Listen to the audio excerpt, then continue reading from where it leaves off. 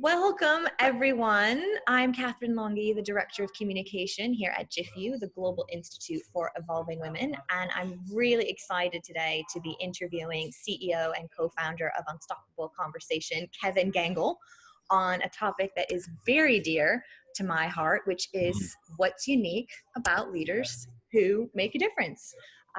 So, Kevin, I would love to hear in your own words, who you are and what's the stand that you are in the world. Yeah, nice light question to start out, right? Thanks, Catherine. Who am I? Wow. I think the first level of my answer to that is I'm a work in progress, right? That's the first piece. I turned 50 last year, which is always a seminal moment, and I think I've done some pretty cool stuff and have some accomplishments. And there's so much I'm at work on, at the same time, which is what our type of work is always about. You're never done. So what work in progress looks for me like right now is, I've just been realizing that I've got a hero complex in life. I grew up watching Star Trek and reading Spider-Man comic books, and I thought what there was to do was to go save the world, right? And that's pretty cool, right? A lot of what I've done has been in an effort to really try to make a difference. But sometimes that means I'm trying to be the one, way out in front, doing the cool, dangerous thing. And sometimes that's not what's required. Sometimes you got to be, I don't know, making an omelet or cleaning a toilet, whatever it might be to make that difference. And it's a shock to my identity, right? That the main way to make a difference isn't to be, on a magazine cover or, winning an award or something like that. And all of that is so empty in so many ways. But like, what is it to really make a difference right now in this moment, with you or with myself? So that's one of the answers to who I am. The second one I've been thinking about, I'm going on vacation later today with my family. We're going to the Banff area in southern Alberta, Canmore, Banff. It's one of the most gorgeous places in the world. And we were there, we go about once a year. So a number of years ago when my kids were maybe 9 and 6, we were taking this hike to this waterfall. And we were in this grotto, in this kind of, river, a valley that had been carved out, this canyon. And I had gone up on the edge. There were these, slopes and rocks. And I was up on this high one. And I got to the end of it. My kids were 20 feet below me on the riverbed. And I said, hey, should I jump down to the next one? And I was looking at it. It wasn't very dangerous, but it probably looked dangerous from where they were. And my 9-year-old said, he's like, no, you should probably go back to the end. And my then 6-year-old looked at me and said, you don't know who you're talking to, do you? Dad doesn't take the easy way. So I'm standing up on this rock and I'm just laughing so much. And I had this moment of just so being known, right? Being known by my 6-year-old because he just gets me. And I don't take the easy way. Part of who I am is an explorer, I think, and an adventurer, if I could be so bold. And I'm always kind of looking and poking and prodding. And I guess how that relates to this course that we're doing in leadership is we're in the course too. All the course leaders, we're working on ourselves. We've got our own project. We're figuring ourselves out, and we're on the journey of who we are, continually. I love that. It's so great how you can be known in different ways to yourself and to different people. Like to your 6-year-old, you Superman, and to your 9-year-old, you are Clark Kent. both Exactly. both of which are important and can't exist without the other, right? And it's play so different roles. And what was the moment for you in your life where you first became aware there's this thing called making a difference, and it's actually really important to me? What was that for you? Yeah, I guess there's a couple. When I was in maybe second grade, I wanted to be an astronaut. And I even went into university initially into aerospace engineering, and part of the Save the World. I grew up in the shadow of the Cold War and nuclear holocaust. And so I had this thought at a very young age, like maybe we could go to Mars and maybe humanity could like do it together, right? Instead of nations and wars and all these things. And maybe that would be something big enough to sort of draw us together, something cool enough, like all the tech and the spacesuits and the spaceships that you would need. And so from a pretty young age, I had some big ideas. So that was certainly one moment. And Unstoppable Conversations and founding that is my way to get that done right now instead of rocket ships. But then another really critical moment was when my first son was born. He's 16 now. He's this tall, right? But there was a time, when I could hold him. And the very first day that he existed, he'd been around for about an hour, and he and I we had a moment to ourselves, right? And I was holding him, and I thought to myself, "Oh my God, 2050, what am I going to do? I'm responsible for the future of the whole world now." Because it's really clear to me that the world was not suitable for this precious little being that I was holding in my hands. And so I was already a good recycler. I already was on boards. I already volunteered a lot. But 16 years ago, it really shifted into high gear and into a very different way. And I've done things very differently in life and gone after things in a more aggressive, intentional way, I think.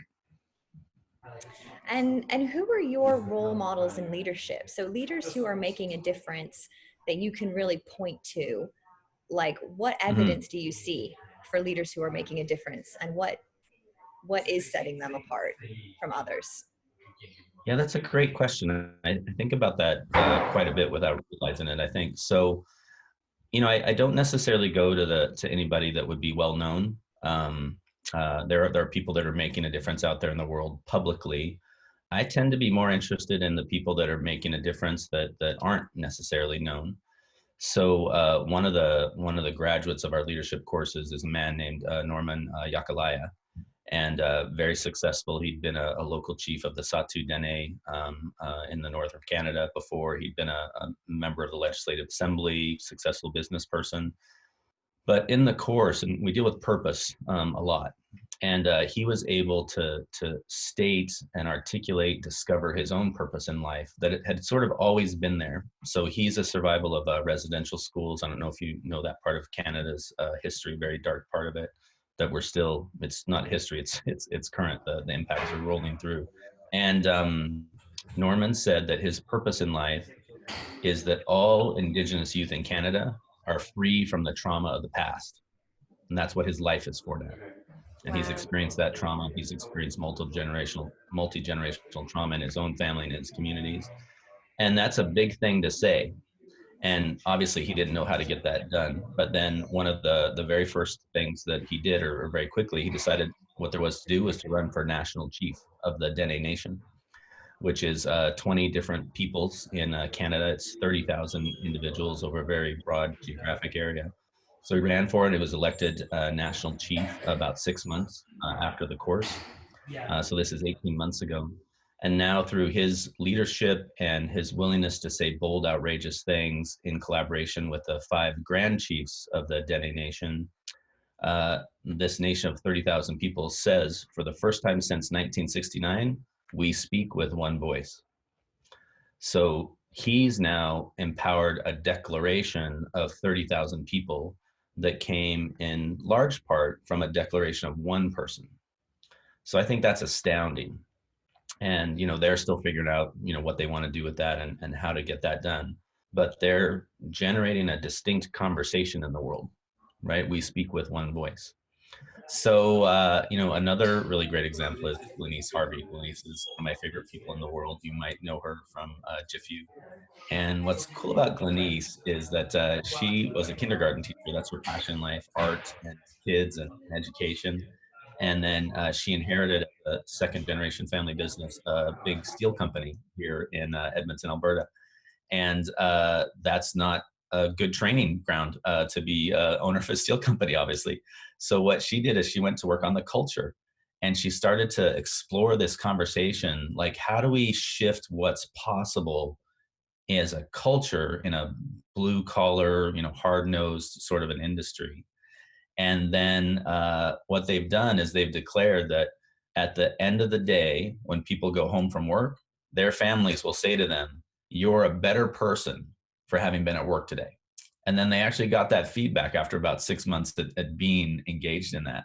So you've got a company that you would not expect, where when you get inside there, the way that they talk, the level of honesty, the kind of authenticity they have, the straightness is just inspiring. And then, by the way, they do rebar, and it's in the big, stadium, where we play hockey, in Edmonton. So pretty amazing. what I love about both of those examples is the power of word, making a declaration and then fulfilling on it when you have no idea how, but just by speaking it into existence, you do Yeah. actually bring it into existence. And I want to come back because you Hmm. mentioned this. I think the guy's name was Norman with your first example, Norman. that the first step before him even making a declaration was discovering his purpose, and from there the declaration was made and we heard the rest of the story. Like, what is the access? I mean, and this is something like purpose is so out there now. It's a thing, we should all have one, but how do we get it? Is it something we find? Is it what we discover? Like, Right. what in your experience, what works for people in terms of discovering, or how do you get one? How do you get a Yeah. purpose? Yeah. How do you get a purpose? You get one. And how much does it cost, right? Yeah. Yeah. So I think one way that people try to do it that I'm not necessarily a huge fan of, it can work, is to go on a long trek or a retreat, to kind of just go and be silent somewhere. And that does have a ton of value. That could be part of it. But where I advise people is to look in real life right now. And there may be something you're incredibly passionate about, but you haven't stopped to consider, well, what if I created a conversation around that and shared it with people in a way such that we could build something, do something, shift a trajectory. So I think looking at what you're passionate about right now, in your home, in your office, in your business, your community, is a great place to start. Interestingly, and kind of, I don't know, conversely, more often the better access is, where are you really, really pissed off? So if you look and you're gonna have stuff that you see out there that you don't like, you're dissatisfied with, it doesn't work, it hasn't been working for a while. You're probably complaining about it. You may be even, trying to do something about it, but you're just kind of riled up, but you're keeping it contained, probably because maybe you think you can't do anything about it or it's too big.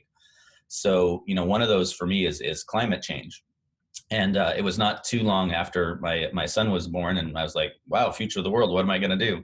And then the answer kind of came when I got the conversation around climate, which for me was 15 years ago. I woke up to that, and I had this moment. I was sitting in a hotel ballroom in a conference, listening to in this case David Suzuki speak, and I kind of got the math. And I closed my eyes, I remember, in this ballroom, and I'm like, well, who are the people out there like smarter than me, know more about this, talented in this area, and they're like getting it taken care of for my precious little boy. And I was like, man, nobody, not like nobody's doing anything, but at scope, at scale, at velocity, like, just wasn't there. And I got so angry at how stupid we are. Not like individually stupid, but like collectively stupid.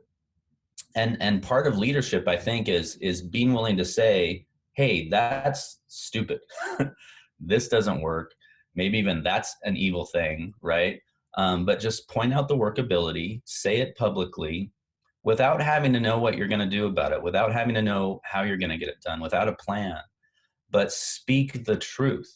So I think the first access to purpose is speaking the truth. Sometimes it's speaking the truth about what doesn't work in the world or your community or your team. And sometimes it's speaking the truth about yourself. Like, what's the story I have about me that's in the way? But then you start to get your mouth open and say something you've never said before, and then see where that takes you. Yeah, brilliant. That resonates a lot with me. Starting from what am I passionate about, or what am I passionate not about, because no Yeah. one's doing something. Like, that's a problem that needs to be Yeah. solved. Hello, hello, world. Look, look, look. Oh, no one? Okay, I guess it Yeah. has to be me. And speaking Yeah. that into, like, declaring that, speaking that into existence, creating that conversation, which can then go on, which creates a movement, right? Yeah. Because the start of anything is word, and Yeah. the ripple effect of conversation, Yeah. conversation, Yeah. conversation. Yeah, it's perfect. I And love how you said it. Well, so what was one of those for you, Catherine, where you said something and maybe even you surprised yourself? Do you have one of those? um, yes, a passion that I didn't know I had, that had to be pointed out Uh-huh. to me, by one of my GIFU colleagues, Bea Benkova. This was 2 years ago. When we started creating GIFU Impact Platforms, which is our GIFU group expression and vehicle for fulfilling on transformation of humanity together as aligned evolutionary women. Yep. So when we were creating these platforms, women leaders stepped up in different sectors of society, in justice, in ecology, in business, in politics. They asked me, like, so Katherine, where are you gonna step up your leadership? And I was like, oh, well, obviously it will be in business because I've been in business for 15 years, so this must be where I'm supposed to make a difference. And she challenged me and she said, are you passionate about business? And I was like, I don't know. No one ever asked me the question. It's like where I wound up. I don't know. And she went, well, just what I do. Here's a test. Why don't you go and look at your Facebook social, like go and look at what you post on Facebook and come back to me and let me know what you discovered about that. And I came back to her and discovered that all of my posts are about American politics. And I was like, I just thought it was like where my birth nation is at, in that we're having a major political upheaval, revolution, evolution, like it's all happening. Like I just was like, well, isn't this what everyone's talking about these days? Because look at the craziness that's going on there. Like, isn't everyone talking about this? And she was like, but they're not. You might you might look there. You might be passionate there. And I was like, oh my God, you're right. And I am declaring, like, well, let's declare it to you all. Like, I'm declaring that I will return to the States and run for office. And I haven't fixed a date and I haven't fixed a location, but I'm fixed. Yeah. Like that is what I will do. Yeah.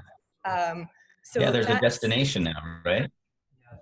Yeah, which actually, once you have a destination, you can actually land somewhere. Like I think many leaders spend a lot of their lives just circling around with nowhere to land. And that's not a very fun or productive existence.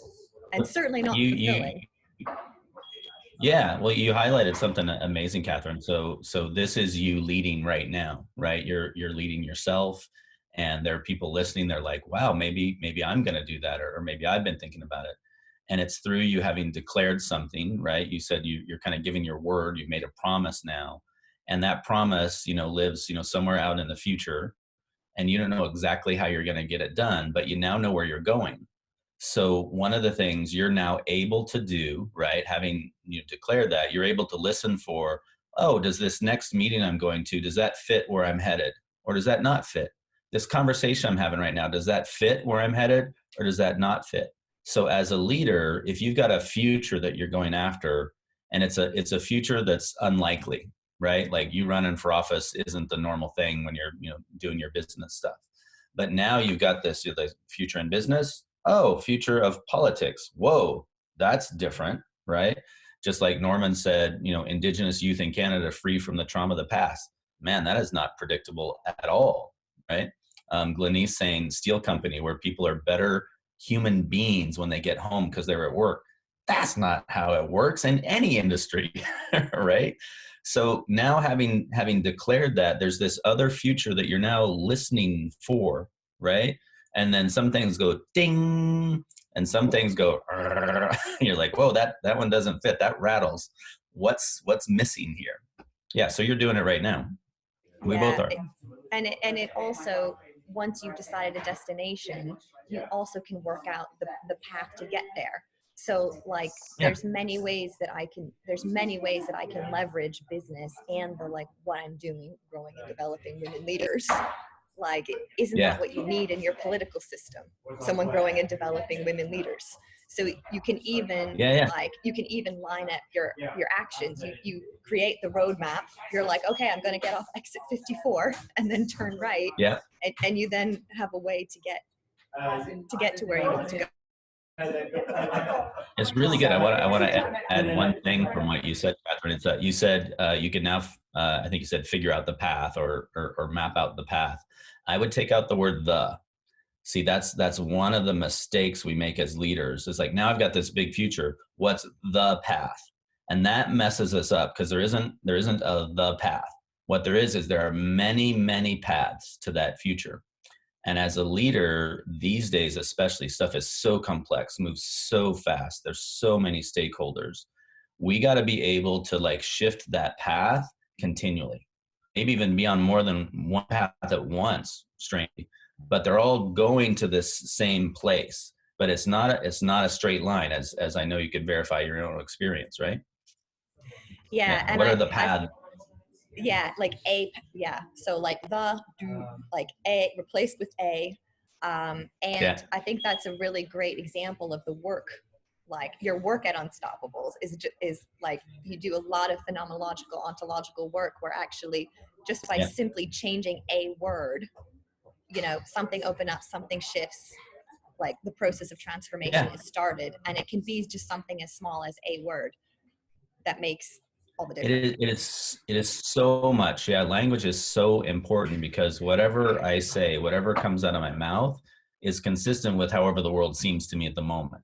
And nobody deals with how the world seems. That's our work. You said that word, phenomenology, or that big 10-cent word. So however it seems to you right now, you're going to act consistently with that. And the way that you're going to be about it is going to be, a match for however it seems. So inside of that, the language we use betrays what must be going on in the background. So a single word. I live in a city of about 1 million people, and like a lot of municipalities, they want to be the best in the world, right? What city doesn't want to be the best in the world? Well, there's two ways to get that done. You could get better, or just make sure everybody else is worse. Is that inspiring? No. What, instead of being the best in the world, you are the best for the world. So different. Ooh, yeah. Um, one more question I want to ask you before Hmm. we speak a little bit about the breakthrough leadership course. Another buzzword I hear. So in addition to purpose, another Mhm. buzzword I hear around leadership is authenticity. Like, Yeah. what role do you think authenticity plays in leadership and leadership that makes a difference? And what's the access to authenticity? Yeah. What role does it play, and what's the access? Hmm. So I think the role authenticity plays is authenticity is the experience you have when you cut through the bullshit, right? Like, you get right to the heart of the matter, and it's like you say the thing that's already there that nobody's saying, right? And that might be, as simple as like you're around the dinner table at some holiday gathering, and somebody says something, and you're like, whoa, that's racist. You can't say that. That would be authentic to say it in the moment. And most are like, oh, it's what I do, how do I, um, so anywhere that we're pretending it's okay, pretending we don't care, pretending we don't have an opinion, any of that's inauthentic. That's the opposite of authenticity. Now, on the flip side, it doesn't mean I just get to vomit my opinion on you, or tell you how it is, or mansplain you about something. That's not authentic either. That's worse, right, than keeping your mouth shut, probably. But how do you say something that is true for you, your most true self? See, when we do that, suddenly I become for you a human being. When I say something that's deeply true and important for me, so when I said, the first day I held my son, the world changed for me, you probably just really got that. You didn't have to be there, right? You didn't have to have my experience, as a father, but you just got it, right? So the moment that I say something that presents is my humanity, you naturally get present to your humanity. And I mean present, you're like, oh, yeah, there I am, you know? And then usually you get to say something really authentic back. So the access to authenticity, is stop pretending. Like, say what's really there. Don't try to script it. Don't try to get it perfect. Just say it. And then having said it, you can start to test whether you're saying it from, this is all about me, or do you know who I am, or, you better listen up, right? That would be not authentic. But are you speaking from, hey, what's possible? What can we do together? Please see me, or I see you. And then you're really there. Yeah. Yeah, I know for me that a sign that I'm being inauthentic is Mhm. basically I'm not being very nice. Like Yeah, yeah, yeah, yeah. when I'm behaving in such a way that I'm like, ooh, that's a bit the ugly, like, ooh, it's not the shiny side. Yeah. It's like there's something I'm reacting to something, or there's just something inauthentic going on. And that has helped empower me to actually just, rather than brush it under carpet, to actually just Yeah. look at the doo-doo, rub my face in a bit, Yeah. and Yeah. go, what's the inauthenticity? And like distinguishing Yeah. that has made a Uh, difference in my impact, and also just my personal experience of myself, like living with my yeah. ordinary self. Yeah, you're pointing to what it's like in real life, and what it looks like. Because when you're being inauthentic, your body will tell you. You'll have physical sensations. You'll have, emotions. They won't be pleasant for you. Like there are signals that your body's telling you, and that can be the way for you to kind of figure it out. But then in that moment, you just cough up the fur ball. It's kind of what we talk about. If you ever seen a cat kind of, hack something up, you're like, It's a bit of a process, isn't I'm it? yeah, but it can be. It's like if it's in the moment, don't think you're like, hey, I'm reacting to something. I don't even know what it is, but whatever you just said, it hit something. So can we stop for a second, pause the meeting, and explore that? That would be authentic, right? Or you might say, you know what, that thing I just said, that wasn't really what I meant to say. I think I didn't want to offend anybody. I'm gonna take a redo, Yeah. right? By the way, I'm committed to us really getting this done together. That would be authentic. See, Mm. authenticity isn't like a big speech. It's a moment by moment phenomenon of, what we're creating with each other, what I'm saying, and my commitment, and how I'm saying it, and who I'm being with you. Is that all consistent, or are they off somehow? Yeah. And what I love so much about this conversation, Kevin, is that you've really helped bring to earth, Hmm. kind of concepts that from purpose to authenticity to making a difference. You really helped Yeah. ground, like, first of all, like, what Mm, are they? And you've made it like really simple, that they're not these big lofty things. They're actually just tools and right. skills that really make a difference in leadership and in life. Yeah. And for those who are watching this video who have maybe, heard the stories of Norman and Glenise, and you're like, Yeah. I'm a leader and I really want to explode my impact, or, Yeah. I've got some things that are holding me back that prevent me from making the difference I want to make. Like, Yeah. what would you say to those people watching?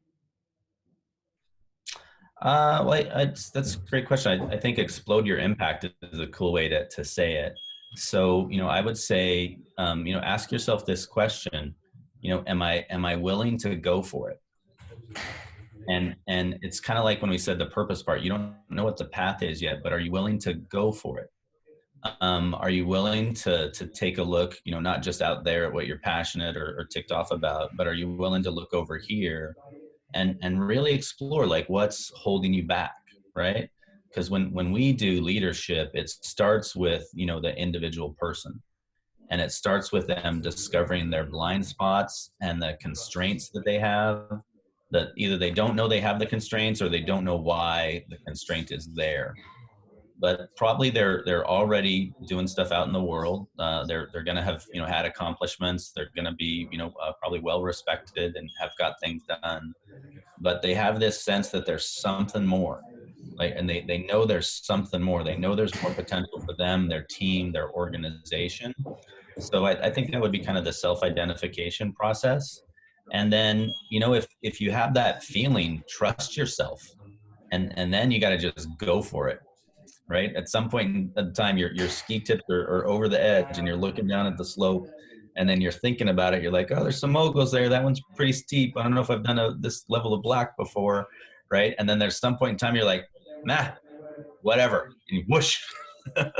So it's that I guess we're going now. Like that is just like such a precious moment. And that's whether you're signing up for a course or asking for the job or doing the pitch at the front of the room. At some point in time, you just let go, right? And you surrender to being a leader. You surrender to, I'm on this journey. I don't know if that answers the Brilliant. question or not. It does. And that segues nicely into my invitation to those of you Hmm. watching. So if you would like to work directly with Kevin on your leadership, he and his team are running a brilliant course called Breakthrough in Leadership, which you will go on a journey for, is it 6 months? A 6 month journey? Tell Yeah, us six, more. 7 months. Yeah. Yeah, Yeah, we're going to spend some time online. together. Yeah. Yeah, meeting up online with other leaders from around the Yeah. world. Catherine's going to be Like, there. Yeah. exactly. So really excited my application was accepted. I was like, and the next step. So if you're as Kevin described, like at the top of the hill, and you're like, I'm going anyway, my invitation is to take that first step and to apply for the program. So I Mm. will provide the link below, and all the details that you need to decide if this course is something for you that's going to grow your leadership and your impact. And I will share that below. So Mm. huge thank you, Kevin, for your time today and bringing this valuable content to the world. I personally have really enjoyed our conversation, so I Me had too. a good time. I think you did too, and I hope we provided some value to those of you watching. So thanks again, and we'll see you next time. Awesome. Thank you.